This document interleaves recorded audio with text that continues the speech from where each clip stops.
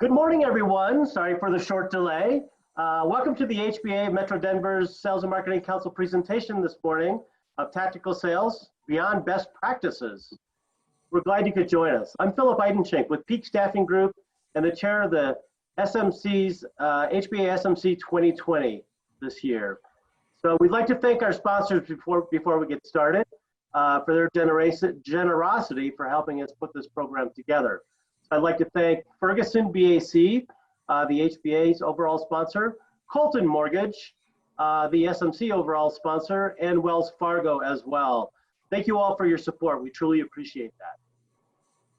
So today, we're joined by a top-notch industry experts on how to discuss how to keep the buyer in the loop during the real estate transaction.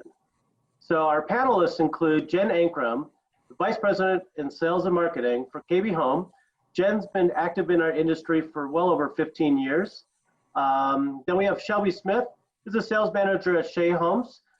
Shelby has been in our industry for over 20 years, and she was one of the initial Shea Homes employees starting in Colorado back in the 90s.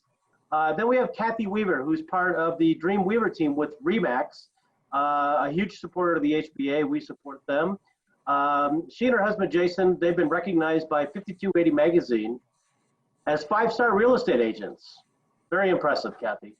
And then Heidi Tackett is the team lead and senior loan officer with Colton Mortgage. Heidi works with several new home builders, assisting them with all their lending needs when those come about. So welcome, ladies. Thank you for joining us. Thank you, Philip. Thanks, Philip. So the program this morning, we're going to provide you with some valuable tools on how to apply when working with a buyer, a broker, and a lender.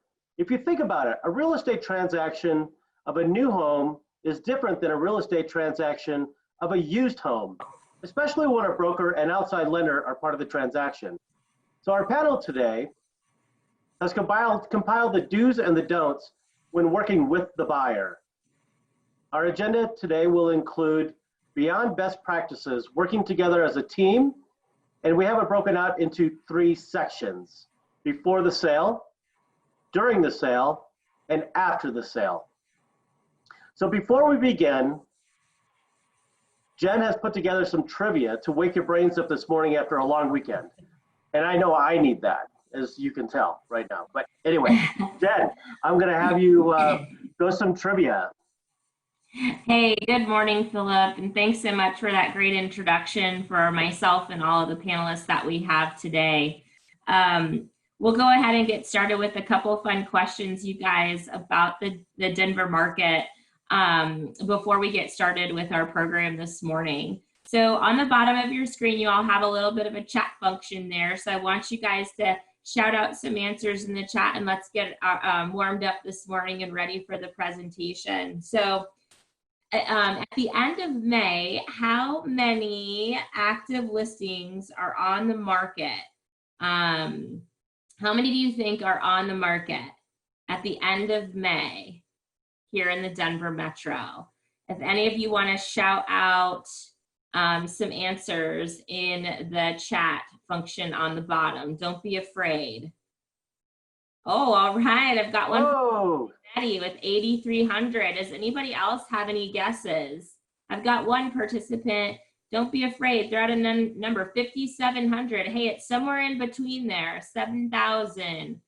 All right. Hey, Karen Swanson, you hit it on the really close. Jeff, you hit it. You guys are getting close. So we have 6,981. So 6,981 listings on the market.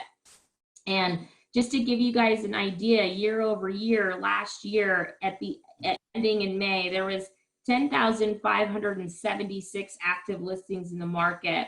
And today we have 6,981. So we're down 34% on listings, which, you know what, means there's less choice for the customer out there, and the market is still really strong here in Denver, you guys. We're starting to see some people getting comfortable listing their homes again after being quarantined.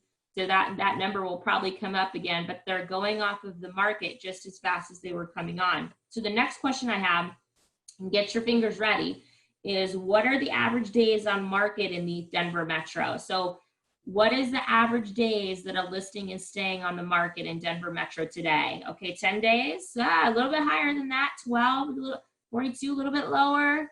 Let's see here, 30, Jeff, you're close, 25. Okay, 27 days is actually the number, you guys, that listings are staying on the market. And just to give you an idea, the days on market has not changed year over year. How can I get my chat box on the side? So we had a 0% change in days on market. So things are still moving on the market. And then third question I have for you guys is, has the Denver market seen price appreciation or depreciation in the market from May 19 to May 20? What do you think? Appreciation or depreciation? Shout it out. It's up. Stayed the same. Appreciation. Yep, you guys, this is all something to be confident about in the Denver market as well, as we are seeing appreciation in the market. So the median sales price last year was $450. We are up 1.6% to $457 this year. And in May alone, we were up from $435 last May to $455 for the median sales price in Denver last year. So we're at 4.6%. So a lot of great news to share with buyers coming in your door, to know that the market in Denver here is still strong and coming back pretty fast. Okay, last one, fun one, and then we'll get on to the good information. Is what, and Kathy Weaver provided this for me this weekend, and I thought it was pretty awesome because I had no clue. What is the most expensive home listing in the MLS today for the Colorado market? What do you guys think? 12 million, higher, 38 million. Good guesses, guys. 32 million. Yeah, it's actually quite a bit higher than that. 42, even higher than that. Yeah, you know, Kathy, I was shocked when you threw that number out.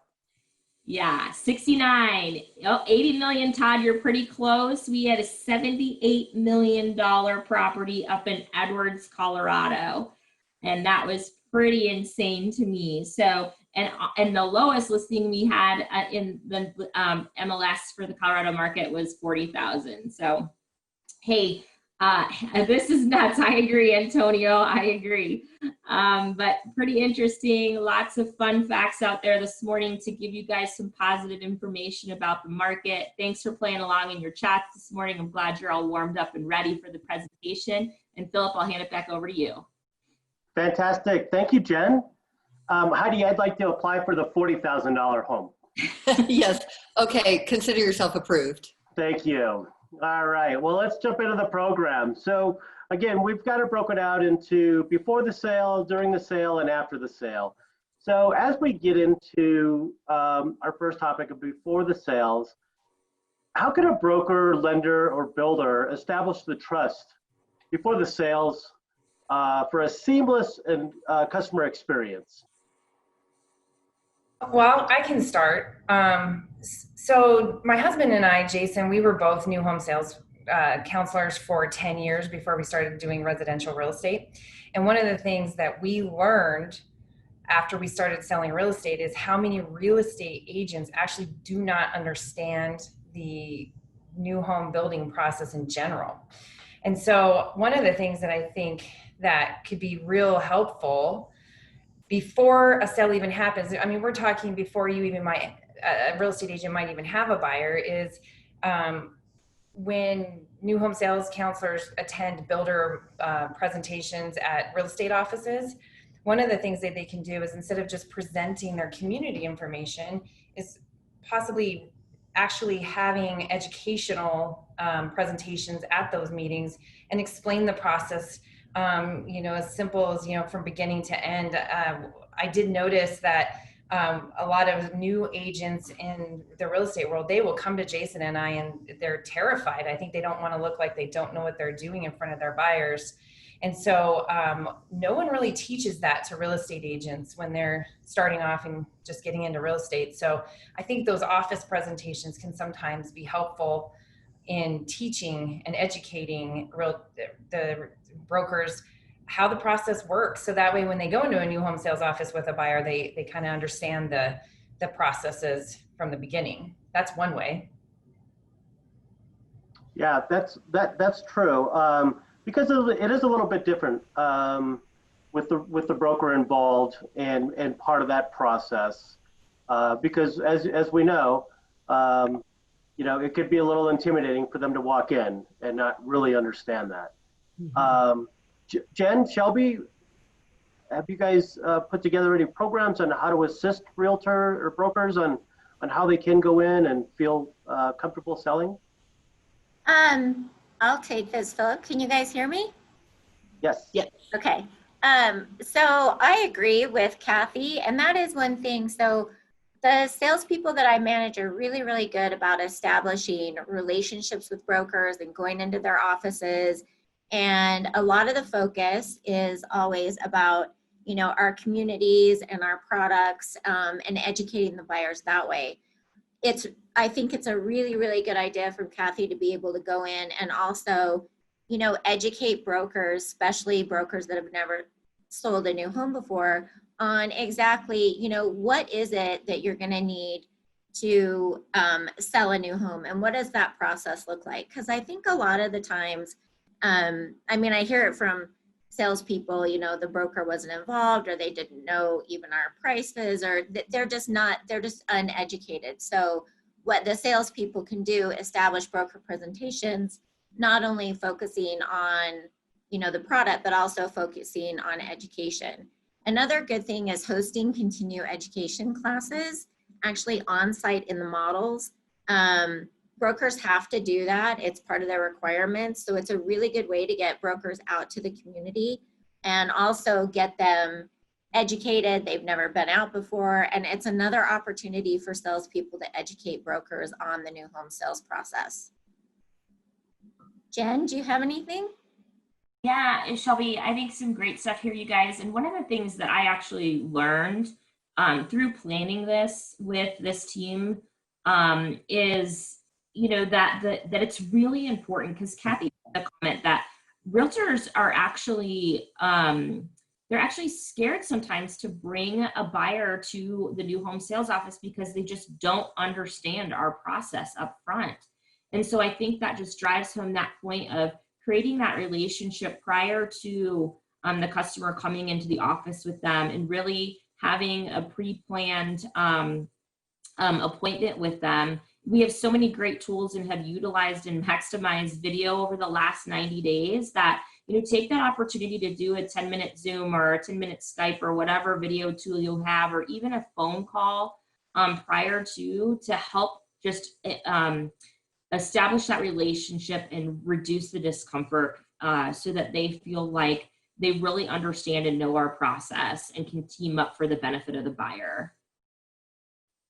Yeah, exactly. There are many realtors. I think they come off sometimes, sometimes difficult to deal with in the transaction. I think it's more of a lack of knowledge than them, trying to make the transaction more difficult. I see all the time on my real estate mastermind Facebook groups and things that, they're concerned that they got to look out for the buyer in the building process, when in reality, they just don't have the education. They don't understand the building process. So those builder presentation meetings, we see time and time again, salespeople are presenting what they have to sell, which is important, but I also think it's important to explain, each individual company's contingencies and how their contract works, and are they doing color boards? Are they going to the design center? How does the deposits work? Things like that. Then when an agent does have a buyer, they're a little bit more prepared before they start working with the buyer. Yeah, Well, Kathy, I think you're right. I've seen that from a lending perspective, from the outside party, right between the two, is that a lot of times the salesperson gets frustrated because when the broker or realtor doesn't feel comfortable, then they don't really know how to engage in the process, and then they sort of create havoc because they still want to be involved, as opposed to having it be a smooth transition. So I could see how trying to educate everybody up front would be really helpful. Yeah, great points, everyone. In fact, Jeff says, everybody kind of assumes that the brokers know the process. So that's like assuming a buyer comes in and they know the whole process on how to buy a new home. So education up front sounds like it's very valuable for sure. What about before the sale, Kathy, you mentioned something about MLS that would really assist the brokers today. Can you want to expand on that a little bit? Yeah, so there's a lot of times that when we get a buyer that we start working with, and of course we want to look at all options for our buyers. You know, the first thing that all realtors do is we go to the MLS and do an MLS search. One of the things that I think can be the most important thing for each individual sales community is to make sure that there is a variety of homes at variety price points, at variety stages of the construction process in the MLS, because a lot of times we might not be on a certain builder's mailing list, or we might not know that there's a community being built in the area that we're looking for. And so the more you can put in the MLS of your inventory, or even, I know that there's some restrictions on how early in the process you can advertise on the MLS, but the more you can put your information on the MLS, it does help the realtor figure out that you're out in that location. The nice thing is we just found out that Iris and MLS are actually sharing data now. So that'll be helpful too, because before I would say you'd want to have it in, if you're in the North area, you'd want to have it in Iris and in the Denver Metrics, RE Colorado Matrix. They're going to start sharing information now, thank goodness. But the more you can put in the MLS, that really is the starting point for most agents to find homes, as opposed to having to pop into every single builder's website. That can be helpful too, but there's just times where it's like, if it was already on MLS, we would already know it was there. Good point. Good point. Fantastic. So we talked a little bit about educating up front. You know, what's the first question a salesperson asks? What brings you out here? And are you working with a realtor? So it's my car and yes.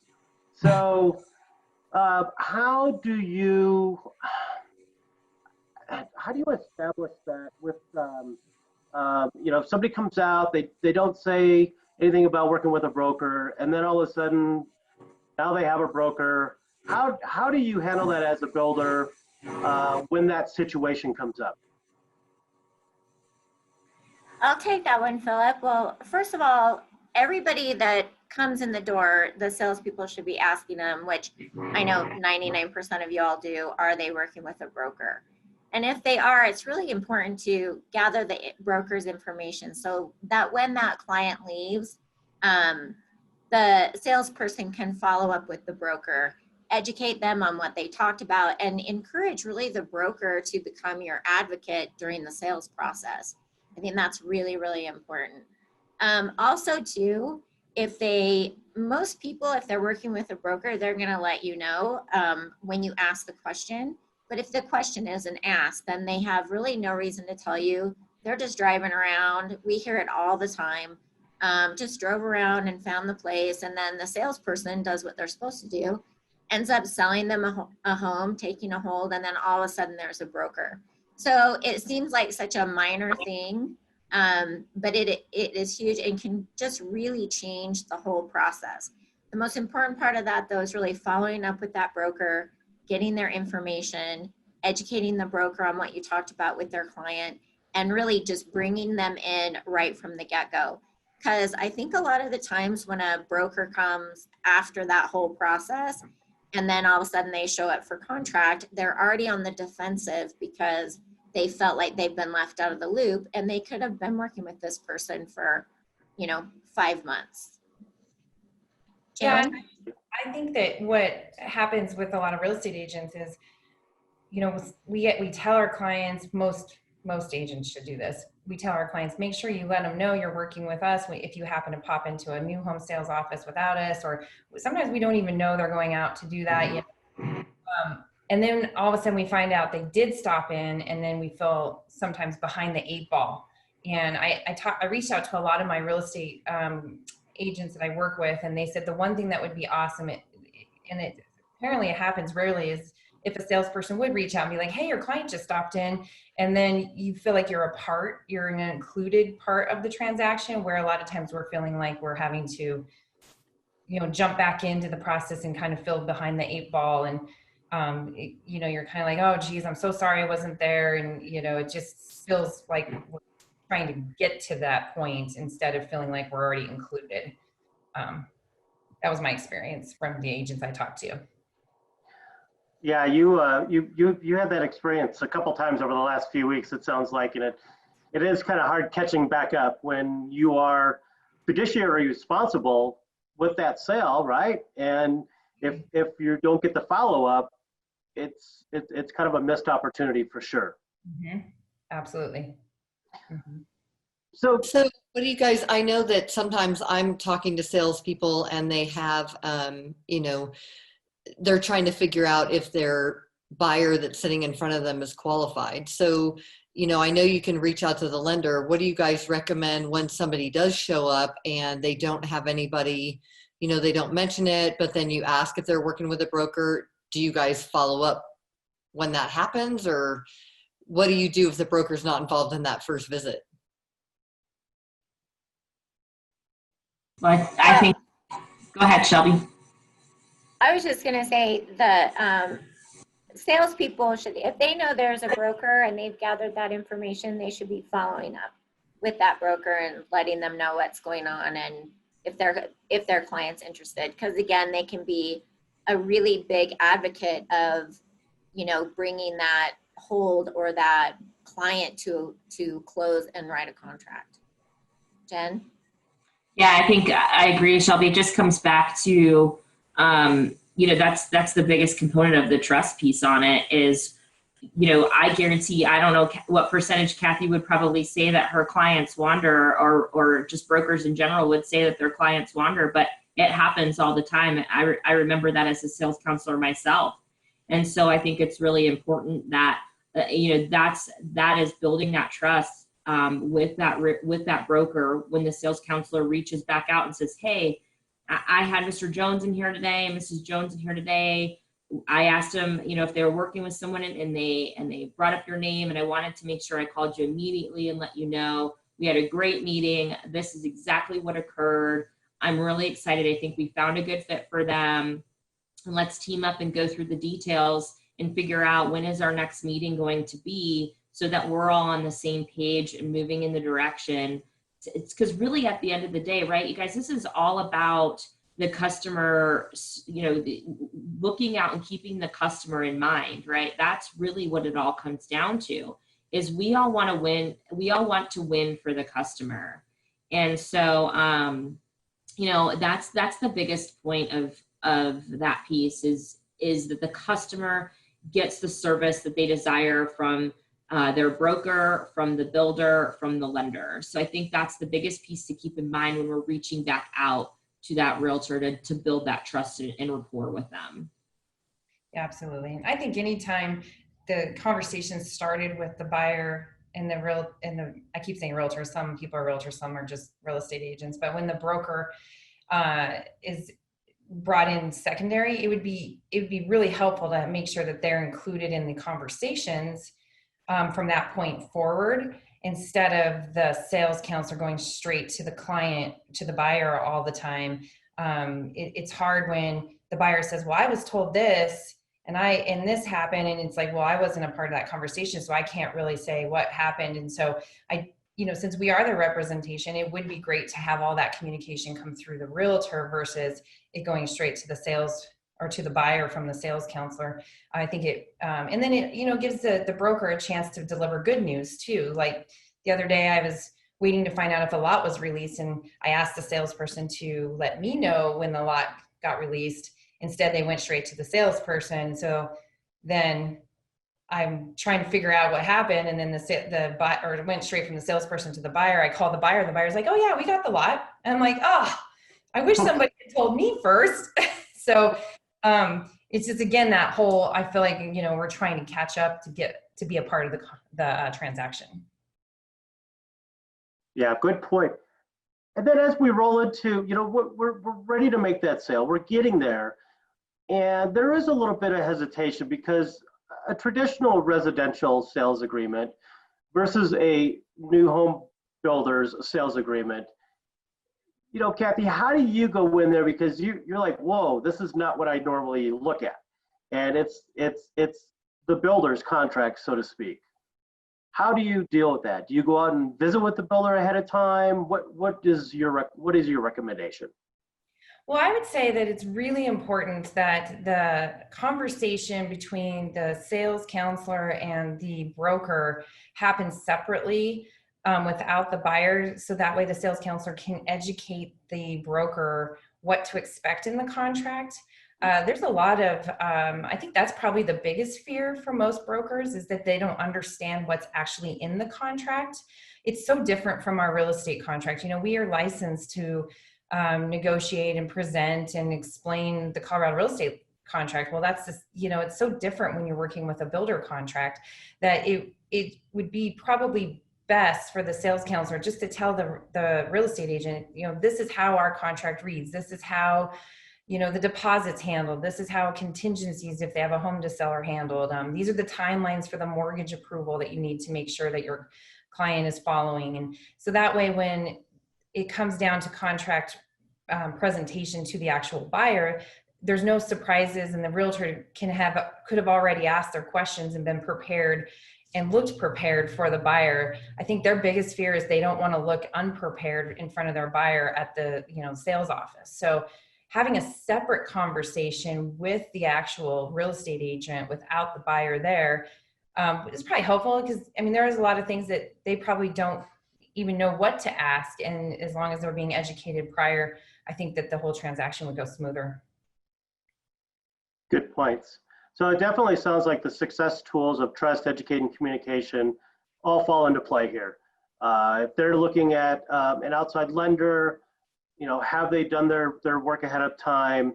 Has the broker gone out and done their preview of the product in the community, the contract process? And then as the builder, have they educated everybody on how to work with their processes? So those are some really good tools to use on before the sale. So let's move on to, we've made the sale, now what to do during the sale. So now that the sale is made, what ways can the builder and broker create trust during the sales process, during the construction, during the sales process? Anybody want to jump on that? Yeah, I'll go ahead for you, Philip. It's Jen. I would say that the biggest key, once that trust has been established and the sale has been made, it's all about the communication between everyone. And I think it's making sure that all parties are involved, just like Kathy was talking about earlier, where the sales counselor has gone out and spoken with the customer and not involved all parties in the transaction. And I think we can realize how quickly you may say one thing to the broker, you may say one thing to the customer. So it's so imperative to have all parties present. Even in a contract presentation, I think there was in the chat function, Carmela even said, one of the people on our call today said, might I add that we send the blank contract ahead of time to both the realtor and buyer to familiarize them with it. You would be surprised how many people don't even read it, and that's really frustrating, right?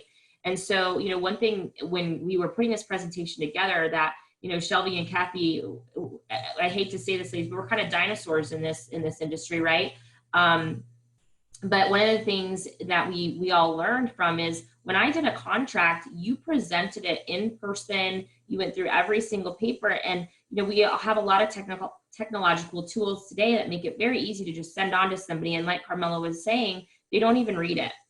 And so I think it's so important to make sure during the sale that all the meetings and all the information and everything is, you know, either communicated via email or on a phone call together, or, you know, whatever that looks like and how you communicate out, but really having that seamless communication involving all parties is so important to make sure that the sale goes smoothly and the customer ends with a good experience. Exactly. And I think that you know, for example, the blank contract sent over, like Carmela had brought up, I've had a lot of agents that are newer in the business. They'll bring me a blank contract and they're like, whoa, I have this blank contract. I don't even know what any of this means. And, you know, partially it's because it's not something that we're taught during our, you know, real estate licensing period. And it's not something that's taught in real estate offices.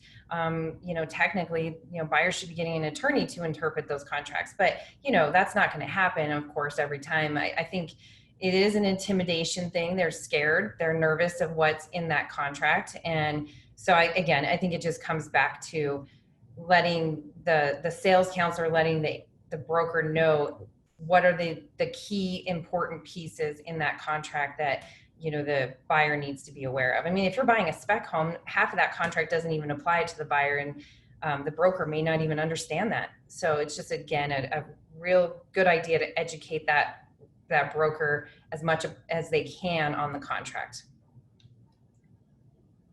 Another thing to think about too is that not only are you creating and building this relationship with the buyer, but you have the opportunity to build a relationship with the broker and really approach the whole process as a united front and a team, with the end goal is to have really a happy buyer at the end. So if you're establishing these strong relationships through educating, making the broker feel important, that's just going to make the whole process go so much smoother, especially when the hiccups happen along the way. Absolutely. And if anybody wants to throw in a Q&A, I'm real curious about how often do you invite the broker out with the buyer to do the agreement together? Feel free to just plug in 0, never, all the time. It'd be interesting to kind of see how that happens. Well, if I'm ever at got a client with a new build and they just say, yeah, don't worry, we're just gonna email it and you guys can DocuSign it. I'm like, oh, no. We're gonna come in there and have a sit down meeting so we can go over expectations. So sometimes I think the agent is going to drive that meeting, but a lot of times I don't think they are. Yeah, I see every time 100% always, so that's fantastic. Way to go, team. That's the way to do it. Very good. Well, what are some best practices and ways to communicate between the sales team and the brokers throughout the sales process? You know, we have text, email, Instagram, Facebook, be careful there, right?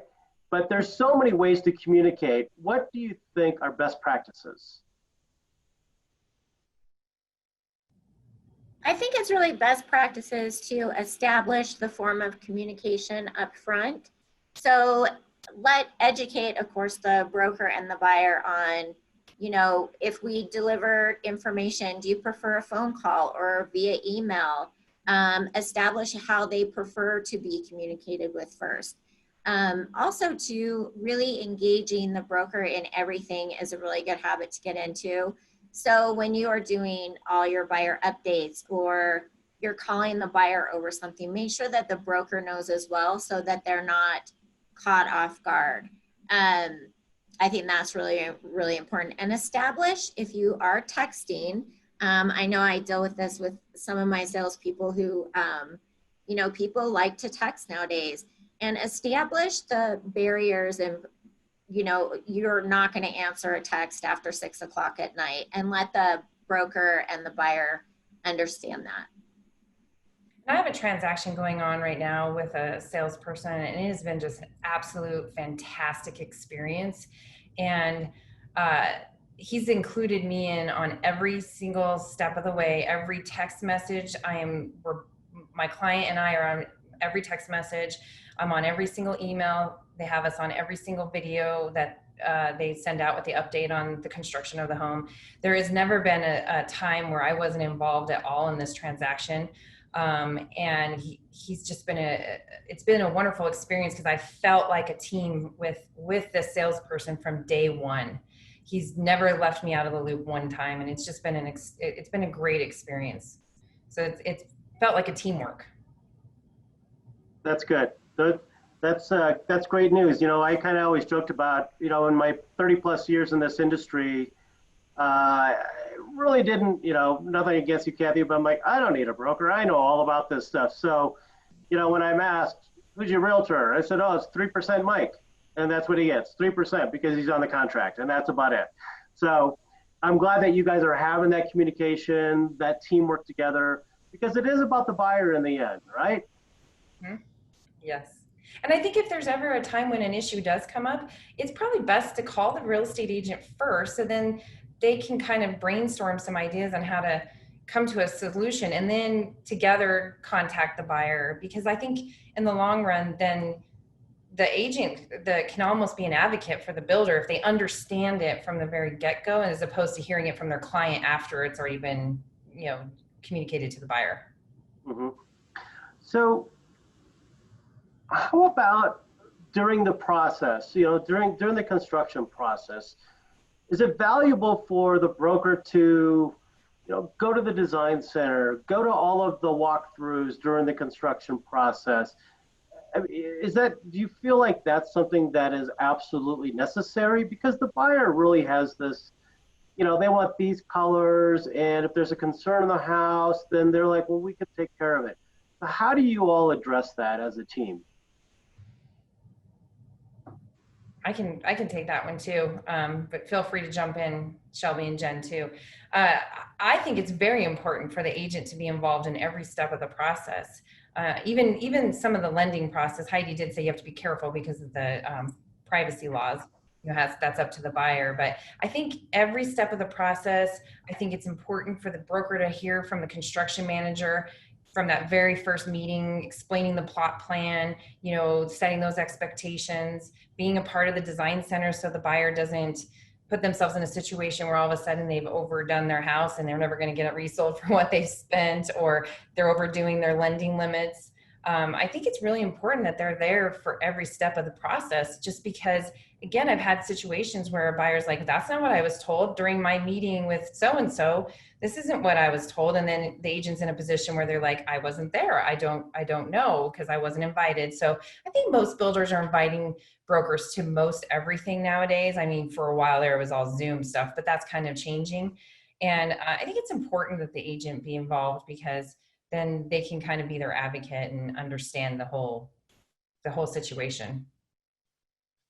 I agree with that. And I think too, it's really beneficial because then it gives the broker knows what stage the house is at. They know what's going to happen next. So they're just going to be in that constant contact with the buyer and also with the sales agent, which is going to be really beneficial if anything comes up later, to have one more party that was present to any type of discussion. Mm-hmm. Good points. It does help. As I have built a new home with a builder and with a realtor or a broker, sometimes there are some discrepancies. We wish everything was perfect, but it is good to have everybody working together as a team. We know the answers, and we can all work through it if we keep that communication going. But what about broker lenders? During that sales process, Heidi, you're behind the scenes. You're doing all of this. Don't buy the new car. Don't go get the new credit card. Don't close credit cards, right? So you're behind the scenes keeping this rolling. How do you become involved with the builder, the buyer, during this entire process, and the broker? Well, one of the things that, like Kathy mentioned, right, you got to be careful, because as the lender, you get put in this situation where you're trying to be very careful and keep everybody informed and in the loop while still respecting your client's privacy, right? Because you're dealing with all of their finances, and yet you've got to have, the back of the buyer, but you also have to have the back of the builder. And you've got to make sure that they feel confident that as they're building this home and investing into this, this beautiful home, that they're going to have someone at the end of the day who's going to be able to afford to buy it. So it's definitely critical to stay in the loop and keep your lender in the loop throughout the process, because now's a great example, right? Look at everything with coronavirus. I mean, my world changes every day right now. Investors decide they want to play in the sandbox, then they don't want to play in the sandbox. My buyer all of a sudden calls me and they're furloughed, or their hours were cut, or they took a pay cut. So everything changes moment to moment, and it's not just during coronavirus. So whenever you can keep the lender looped in, I think that's just always helpful. And then I think what's good to know is that from the salesperson perspective, what are the things that you want to know that the lender is also keeping you looped in on? Because whether you're working with your preferred lender as a builder or whether you're working with an OSL, you always want to know that things are moving forward, that the buyer is feeling connected and confident about their purchase.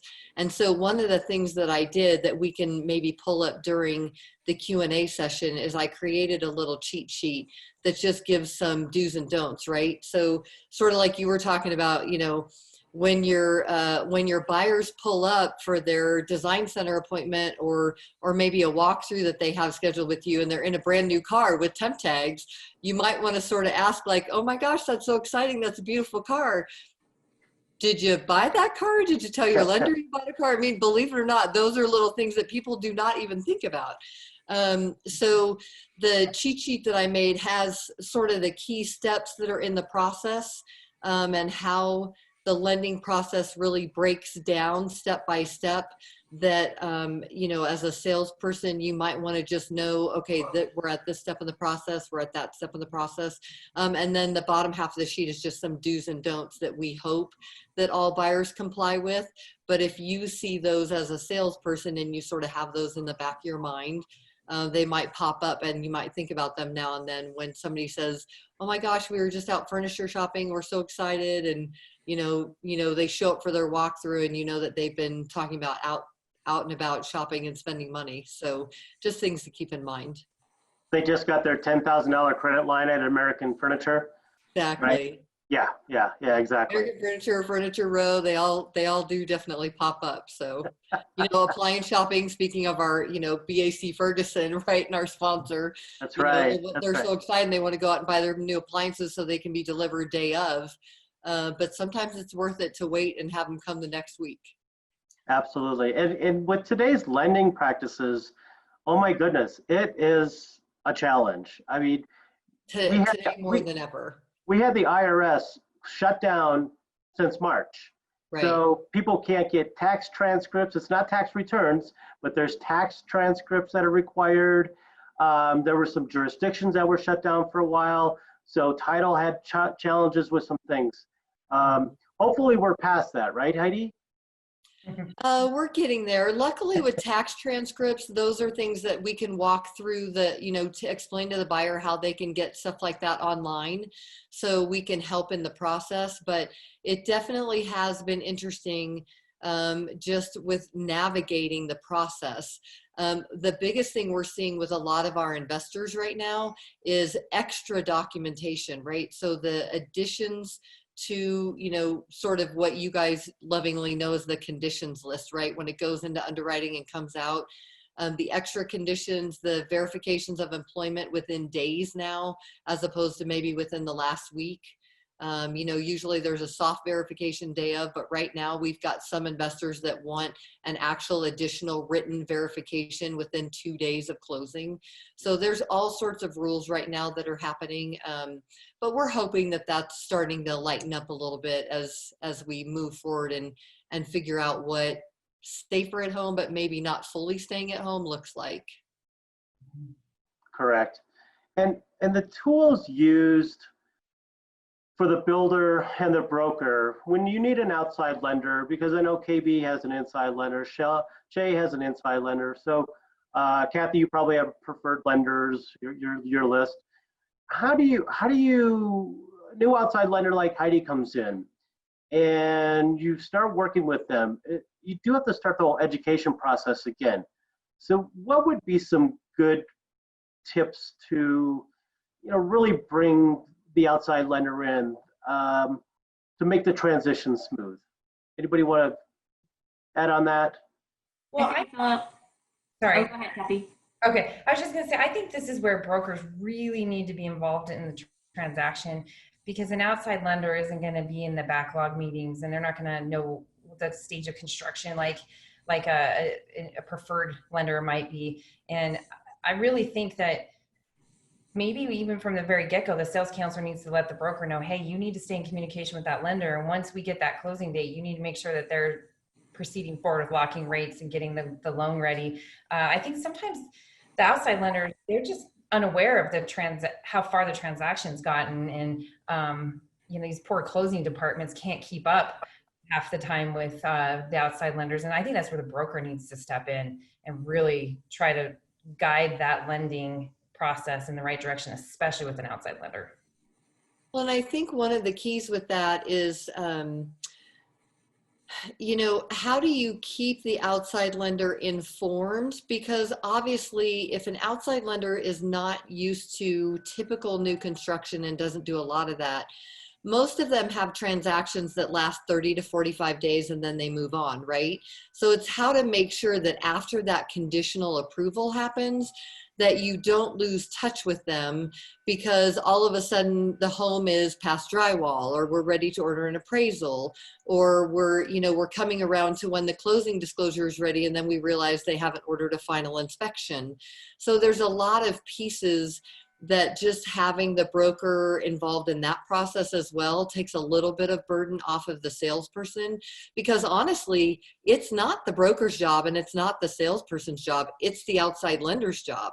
But the thing is, they think that it's their job and they know it's their job, but they don't know what they don't know is the problem. So that's why it's helpful to sort of keep tabs on where things are at with the outside lender and just make sure, even if it's just something as simple as touching base with your buyer and saying, hey, now that we're down to about 30 days out and we're setting your closing date, have you heard from your lender lately? And do you know if they've ordered your appraisal? Something as simple as that one question. And that's one of the reasons why on the cheat sheet that I put together that I'll share with you, it literally gave like a bullet point list of some of the key steps in the process, so that there are things that a salesperson can think about, because the buyer's excited, right? So the buyer is coming to see their home and they're on site, and you get a chance to have them say hi when they stop by to see how the home is going.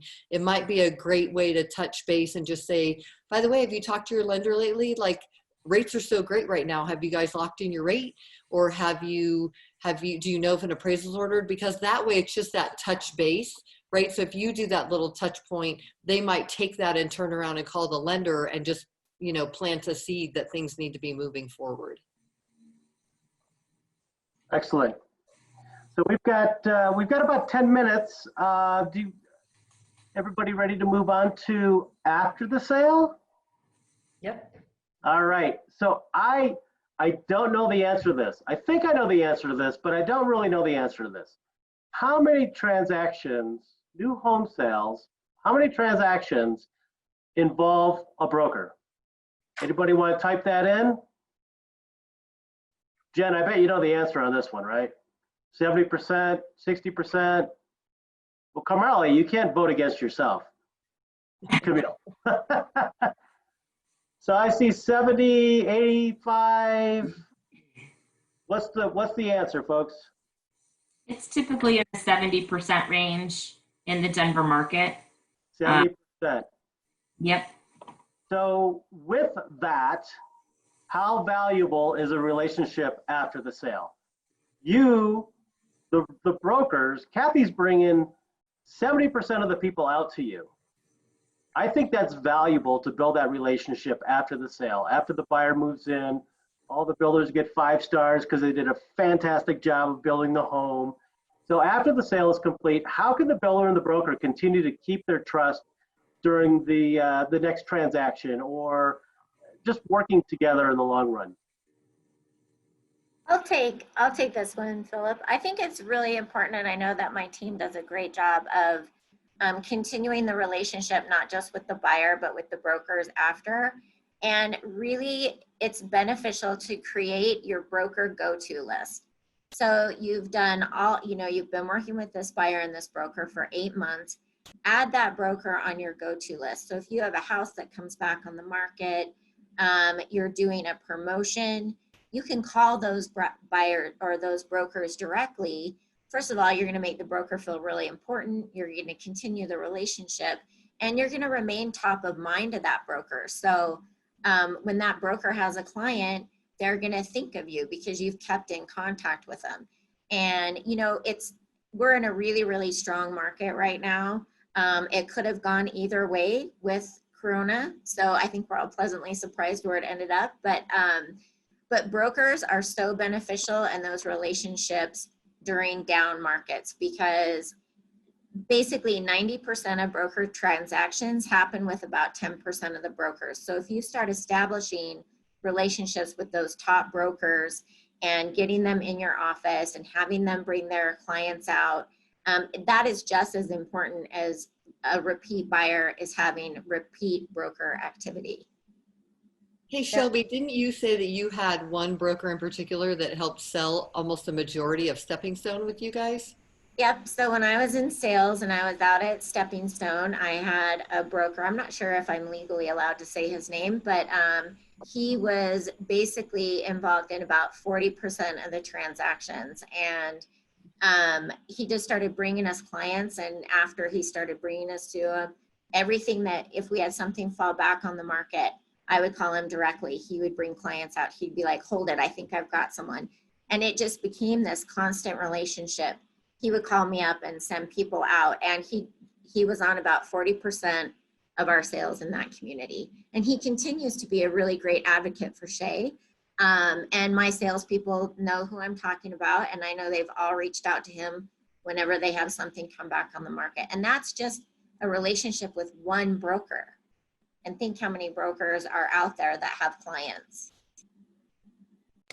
Yeah, and I think it's important for the brokers out there to have personal relationships as much as possible with as many new home sales counselors out there, because there'll be times when I know I have a client who's interested in a certain area, and I'll just call the sales counselor that I have a relationship with and just call them direct and say, hey, what do you have? Can you sell this neighborhood? Or if you can't, which salesperson should I call? You know, which one is, you know, on top of their game? And just kind of, I have my go-to people at a lot of builders now, and it's nice to just be able to have that trusting relationship from the get-go. And sometimes just because a broker brought a client to you maybe in Parker, that doesn't necessarily mean they might not have a buyer for a home in Brighton or in Aurora or Castle Rock. A lot of sales counselors I think that realtors only work certain areas. And I would say the majority of real estate agents that I know work pretty much the whole Denver metro area. So it's good to continue that relationship no matter where you're selling homes. If you get moved to a new community, reach out to your favorite real estate agents that you worked with, let them know where you're going, and just stay in communication and actually, you know, treat them like an advocate. And then trust me, that agent will try to bring you clients if they enjoyed the process with their client too. You had mentioned that some of your tools that you use is broker and lender events. Builders can continue to build that communication and trust with those two entities, if you will. Can you guys explain a little bit more on that, Jen, Shelby, on how you do your broker lender events? Yeah, I mean, we do. I think we talked about earlier with the CE classes at our sales offices. And I think it's important to get them out to our sales offices so that we can really develop that relationship more. I think one of the things to think about as we were going through this is that, you know, this process with building a new home has become more complex than it was 10 years ago. And I think that is one of the reasons why. I think it used to be that you could be like, hey, Kathy, bring me a customer. I'm going to take care of them. You go prospect and move on and find the next home, and I've got you. And I think that's a lot of what we would say. But today, the relationship and the buying process is so different that I think, as you know, after the sale is so important to maintain and connect and keep those relationships.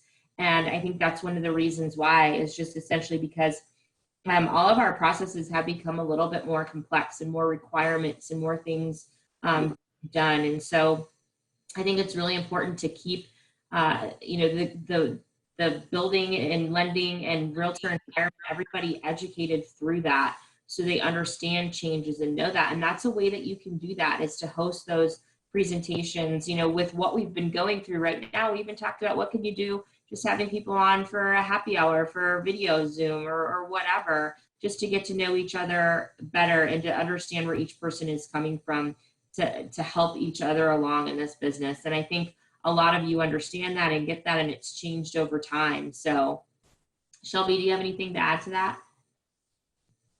The only thing I would add is when you hold, it's fun for brokers to have like VIP events where you can invite your go-to list.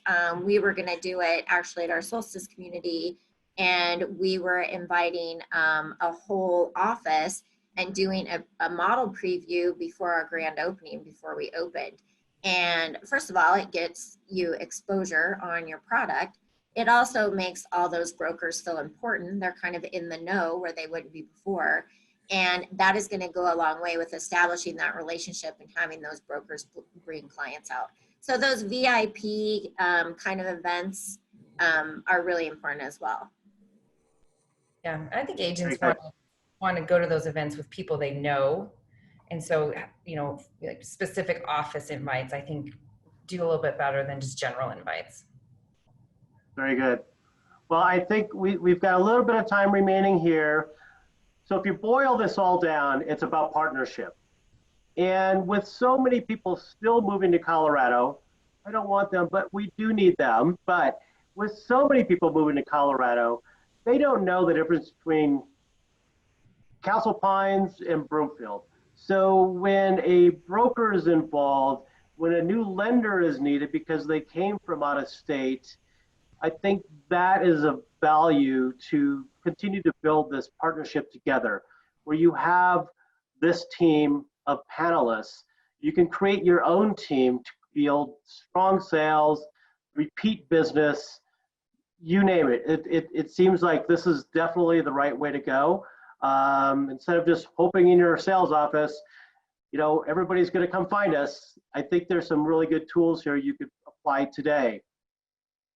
So do we have any last questions? I don't see any in chat or Q&A. Would you like to do Philip? a quick wrap up here, Heidi? Yeah, I was just going to share, because I don't know if we're going to be able to have time to show it, but so both Kathy Weaver and I put together sort of some takeaway pieces that are just things to keep in mind when you're working through these processes. And I believe that Connie is going to be able to email that out along with the slides to everybody, because I noticed, you know, we were having a little bit of a challenge with the slides and some of that. So to be able to have the PDF of the slide presentation, to be able to go through some of that information again. And then also we'll include the lender takeaway and the broker takeaway. We'll be sure to email that out to everybody. Yeah, you two yeah, there's some really good takeaways for sure. We'll get that out there to you. Jen, anything to wrap up? No, I think I enjoyed the time here today with everybody. I appreciate the other panelists I've been with, and you know, I think just it's all about your process and how do you follow up, and what do you do and how do you manage it, you guys. It's you know, think about that. I know the life of a new home sales counselor can be it can pull you in 100 directions in one day, and so think about, you know, what do you do each day to try to stay in control of that chaos, would be a question you may want to ask yourself as a takeaway today in order to try to apply some of the things that we've talked about today. So I don't have a lot else. Thanks, Philip. Awesome. Kathy? Just thank you for having me on to the panelists here. And my goal always is to keep teaching real estate agents that you know, the new home sales is a great way to get your buyers under contract and get them a great home, and not to be scared, and you know, keep teaching them that it can be a really fun experience. And so that's what we're going to continue to do on our team. Fantastic. Shelby, you want to wrap it up? Sure, just thanks everybody for joining today. It was really, really beneficial for me to listen to Kathy and Jen as well. So I appreciate it, and I hope that everybody at least took something away from this that they can put into their toolbox and just generate more lasting relationships with brokers and buyers. So thank you all. Absolutely. All right. Well, thank you everybody for your time. We do have another event scheduled for June 15th, so look for that email shortly. And thank you very much. Have a great week. Go make a difference.